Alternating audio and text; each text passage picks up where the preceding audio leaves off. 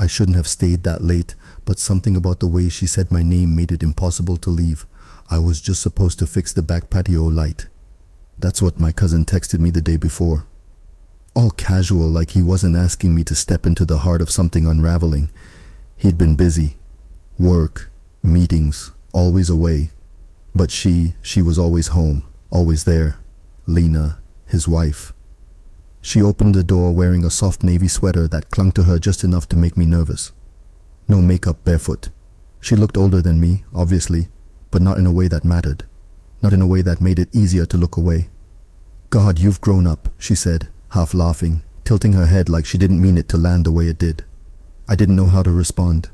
I just followed her in like an idiot, holding my toolbox tighter than I needed to. The house was too quiet. The kind of quiet that tells you something used to live there, but doesn't anymore. "You still in school?" she asked over her shoulder, walking toward the patio. Her voice carried something beneath the words. Not quite sadness, not quite curiosity. Couldn't place it. "Graduated," I said, still figuring things out. She smiled at that, but didn't turn around. The light was a quick fix, loose wiring. I could have finished in 15 minutes, but I didn't. I slowed down, asked unnecessary questions. She stayed nearby, sitting on the patio couch with a glass of something clear. Vodka maybe, or just cold water, pretending to be something else. "You know," she said after a long silence, "he doesn't touch me anymore." I froze. She hadn't even looked at me, just stared out toward the yard like it wasn't a big deal, like she was commenting on the weather or a broken fence. My throat went dry. I checked the wires again, even though I knew they were already set. "I'm sorry," I said. "Don't be," she said quickly. "It's not your fault." Another long pause. I could hear my heart beating in my ears. I didn't know what she wanted me to say. I didn't even know what I wanted to say. "You're not uncomfortable, are you?" she asked, finally turning her head toward me. Her eyes weren't playful. They were searching. I shook my head. "No, just surprised." She laughed once. Quiet. That makes two of us. The air shifted after that, like we were both aware of something we couldn't say out loud. I packed up my tools, slowly dragging every second. As I stood to leave, she followed me to the door. "You've got strong hands," she said, almost to herself. I looked at her. She looked right back. "I noticed things," she added softer. I nodded. Even though I didn't understand what was happening, she stepped closer. Not enough to break any rules, just enough to blur the edges of them. "Thanks for fixing the light," she said, but her voice had changed. Lower, slower. "No problem," I murmured. I reached for the door, and then her hand brushed mine. Just barely, but enough. Enough to freeze time for a moment too long. She looked up at me, eyes locked, and then she said like a secret, "You don't have to rush off." I should have walked out, just turned the knob, said goodbye, and let the door close behind me like any decent man would. But I didn't, because she said it like she needed something. Not sex, not even company. Exactly. Just not to be left alone again.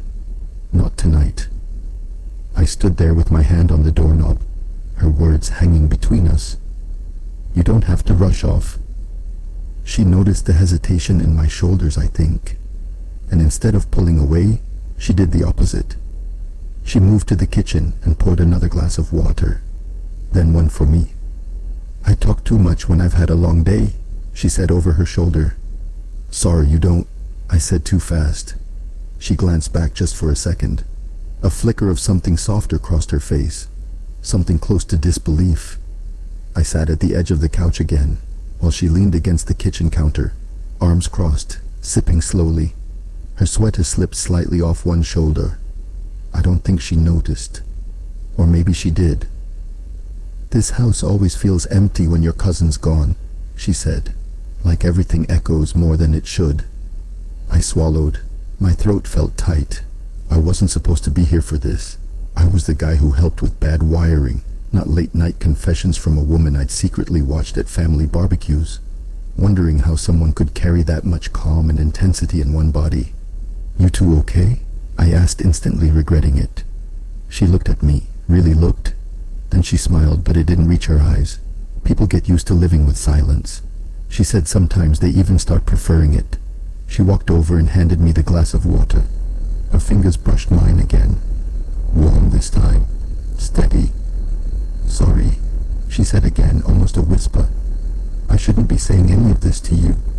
It's okay, I said quietly. I'm not trying to make you uncomfortable. You're not. And then I did it. I looked at her mouth when I said that, just for a second too long. She noticed and she didn't look away. I felt something shift in my chest. Not lust, not anymore. Something harder to name, like I'd wandered into a place I shouldn't see, but now couldn't unsee. Her voice broke the silence. You were always the quiet one, she said, but not in a weak way, just watchful. I didn't know what to say to that. I think I smiled. Maybe half of one. She sat beside me on the couch, closed but not touching. Her knee brushed mine lightly, the kind of contact you could explain away, but didn't want to. I could feel her breath when she turned her head. Would it be weird if I asked you to stay a little longer? She asked. A long pause. My heart stammered. I didn't answer, but I didn't get up either. The silence between us was too still, not peaceful, weighted, like the room itself was holding its breath. Lena sat close, her knees angled slightly toward mine. Her eyes weren't teasing anymore. They were open in a way that made me want to protect her and run from her at the same time. I wasn't always like this, she said suddenly, almost like she was admitting a crime. I used to be different, louder, braver. I turned toward her slowly. What changed? She let out a breath, not quite a sigh. I got really good at not needing anything or anyone. I watched her hand resting near her knee, the way her fingers twisted the edge of her sweater, nervous, like something in her was unraveling too. And then it happened. She reached out and gently fixed the collar of my shirt, brushing her thumb along the base of my neck. My breath caught. It wasn't overt. It wasn't seductive. But it was personal, soft, and bothering in a way that didn't match the heat building between us. Maybe that's what made it so confusing, so dangerous. You always look like you're holding something in, she said, voice barely above a whisper. What is it? I opened my mouth, but nothing came, because if I told her the truth, that I'd thought about her when I shouldn't have, dreamed about her voice, remembered the way she once hugged me a little too long after a family dinner, it would all fall apart. So I said nothing, and she smiled like she already knew. Just then, buzz. Her phone lit up on the table. A call. Her husband's name on the screen. I looked at it, so did she. Neither of us moved. She didn't reach for it, didn't break eye contact. It rang 3 times, then 4, then stopped. I felt the pull in my chest, some mixture of guilt and hunger and confusion that I couldn't sort fast enough. I should go, I said, standing abruptly. She stood too. You could, or you could stay another 10 minutes. Her voice was steady now, but her eyes betrayed her. She was scared, not of me, of herself. I don't think I should be here, I added, my hand already on the strap of my bag. No, she agreed quietly, stepping closer. You probably shouldn't. We were standing close again, too close. That invisible line we'd been pretending not to see was now drawn clear and thin between us. I turned, but before I could move, she touched my wrist gentle, like she was giving me time to stop her. I won't ask again, she said, but I don't want to be alone tonight. She wasn't playing games. She wasn't even asking for anything specific. But her voice broke slightly on that last word, tonight, and it did something to me I couldn't undo. My hand didn't move, neither did hers. She didn't let go of my wrist, not right away. She just held it there, eyes searching mine like she was asking a question without saying it out loud. Are you here for me or just stuck in this moment with me? I couldn't answer. My breath was shallow and the air between us felt too hot, too close. I wasn't trying to make this happen, she whispered. I nodded barely. Neither was I, but neither of us moved. I feel like I've been disappearing for years, she said, voice cracking for the first time. I needed someone to see me again. I didn't mean to say it, but the words slipped out like they'd been waiting. I've seen you for a long time. She flinched, just slightly, like she wasn't ready to hear that. You're his cousin, she said, as if reminding herself. You're just a kid. I'm not, I said, quiet, firm. Her eyes flicked down to my mouth, then back up again. You don't know what this would cost. I don't care. She closed her eyes at that. Just for a moment, her hand finally dropped from my wrist, but it felt like something else had taken its place. A weight, a decision, a heartbeat too loud in both our ears. Then she took a shaky breath. Do you want me? It wasn't flirtation. It wasn't lust. It was raw, almost pained. I think about you all the time, I said, even when I hate myself for it. She stepped back one slow motion. Like if she didn't, she'd fall forward instead. I haven't been touched, really touched, in over a year, she admitted. Not kissed, not even held. I swallowed hard. That's not how it's supposed to be. No, she said. But it's how it is. The room spun around that silence. We stood there like strangers at the edge of something unforgivable, but neither of us could retreat. She walked to the window, rested her hands on the frame. Her voice was quiet, facing away. Do you think this is just loneliness talking or something else? I don't know, I said, but I know it doesn't feel fake. She turned slowly. Then say it just once, so I know I didn't imagine it. My chest tightened. I want you, I said. She stared at me, eyes glossy, breath uneven, mouth slightly parted. Neither of us moved. Not yet. Then she asked it. The question I didn't see coming. Would you still want me in the morning? Would you still want me in the morning? The question lingered in the room like smoke, impossible to ignore, impossible to answer lightly. Before I could speak, there was a knock. 3 quiet taps, not loud, not rushed, just enough to make her go still. She looked at me, eyes wide, not in fear, but something close. Guilt, panic, maybe both. She stepped toward the door like she wasn't really there, her body moving on instinct while her mind stayed rooted beside me. I watched her silhouette disappear into the hallway. My pulse stuttered in my ears, then a voice. Familiar. Too familiar. Hey, sorry. I forgot my laptop charger. Didn't think you'd be awake. My cousin back early. The sound of his voice made my stomach turn. Not from shame, but from how normal he sounded. Like the walls weren't crumbling inside his own home. Lena's voice was calm. Too calm. It's in the office, I think. I could hear her walking, the creak of floorboards, the forced lightness in her tone. And I could hear his laugh, casual and oblivious. I stepped backward from the living room. Every inch felt like it burned. Then I saw it. The photograph on the hallway table. One I hadn't noticed before. Me, Lena, and him from 2 summers ago.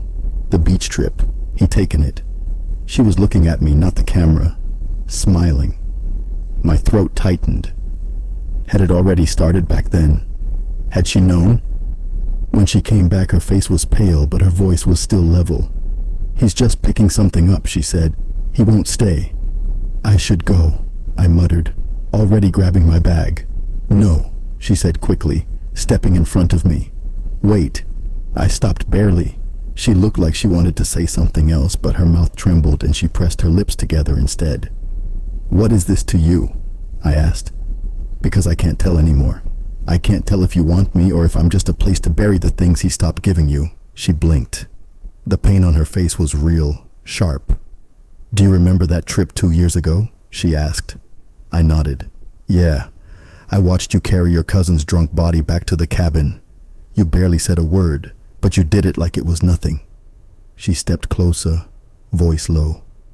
That's when it started for me. The way you moved, the way you stayed kind, even when no one was looking. That's when I stopped seeing you as a kid. I couldn't speak. I wanted to forget it. I told myself it would pass, she whispered. But it didn't. We stood there in the middle of the house that didn't belong to either of us, with a man in the next room who had no idea. Then she said it. I think I was already yours before I even admitted it to myself, and I didn't know whether to kiss her or run. I think I was already yours before I even admitted it to myself. Lena stood in front of me, arms loose at her sides, like she wasn't sure if she wanted to reach for me or let me go. I didn't speak right away because I didn't know if I could believe it or worse, what believing it would make me. He trusts me, I finally said. My voice cracked on the word trusts. I know. I grew up with him. I know that too. She took a step closer, but it wasn't seductive. It was tired, like the years had finally landed on her all at once. I'm not proud of what this is, she said, but don't you dare think it's not real. Tears filled her eyes, but she didn't blink them away. You think I wanted to feel this way, she whispered. About you? I tried to kill it every way I knew how, but it's still here right now in this room. I don't know what to do with it. I said, with us, then don't do anything, she said. Just feel it. Her hands touched my face gently. Not to seduce, but to steady me. You don't have to fix it, she added. You always try to fix things. That's not why I want you. I closed my eyes. Her hands were warm, her breath just inches from mine, but I still hadn't kissed her. Not once. Not because I didn't want to, but because part of me was still clinging to some last thread of who I was before this night. What happens if he finds out? I asked. She didn't flinch. Then I faced the consequences. Not you. My eyes opened. She meant it. All of it. Every breath. Every word. Stripped of charm, of excuses, of safety. She wasn't hiding anymore. Not from me. Not from herself. I don't want to be a secret, I said finally. I won't survive being something you regret. Lena nodded slowly. Then we don't lie about it. I looked at her, really looked, and realized something terrifying and beautiful at once. She was worth the mess, the fallout, the risk, and maybe I was worth being chosen for once. I don't know where this ends, I said. I don't either, she whispered, but I don't want to wake up tomorrow pretending it never happened. We stood in the doorway, heartbeats crashing against the walls, the weight of everything unsaid finally falling away, and I reached for her, not like a boy chasing a fantasy, but like a man who had finally stopped running from the truth. We kissed finally, and it was slow, honest, no fireworks, just warmth, familiar and breaking and right.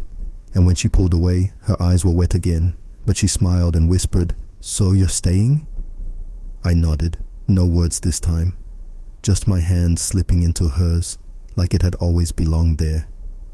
We didn't sleep that night, not because of guilt, not because of what we'd done, but because for the first time in years, Lena said she didn't feel alone, and I didn't feel invisible. We talked in whispers about everything and nothing, about the time she first met my cousin and thought she'd found her forever, and the years that followed when forever started to feel like a sentence instead of a promise, about how I always used to stay quiet at family dinners, not because I didn't have anything to say, but because I was always watching her. "I thought you were shy," she said. "I was just trying not to want what I couldn't have," I answered. The sun rose slowly through the blinds, casting soft lines of gold across the living room floor. The same room that had once felt like a stranger's house. Now it felt different because something between us had finally been named. By morning he was gone again, back to the office just like always. She told him I came over to fix the light and stayed to talk. That much was true. What she didn't say was that we'd both fixed more than a faulty wire, that we'd crossed a line that night and neither of us wanted to go back. 3 weeks later she left him. No yelling, no scandal, just a quiet conversation and a key left on the kitchen counter. People asked questions, of course they did. Whispers circled through the family like smoke about betrayal, about timing, about what really happened. But no one ever asked me directly, and she never looked back. We didn't rush into anything public. We didn't need to. There was a strange kind of peace in not hiding anymore, even if the world didn't approve, especially because the world didn't approve. One night, sitting outside her new place, a smaller apartment, but hers, Lena turned to me and asked, "Do you think this started as a mistake?" I looked at her for a long time. "No," I said. "I think it started as a need." She leaned her head on my shoulder. "Then what is it now?" I laced my fingers through hers. Now I smiled. "Now it's just real. We weren't perfect. There were awkward conversations, long silences, days where we didn't know how to be anything other than Messy humans trying to find our footing in something that shouldn't have happened but did. But we kept showing up for each other, every single day. And in the end, that's what love is. Not the beginning, not the rush, but the decision to stay when it would have been easier to walk away.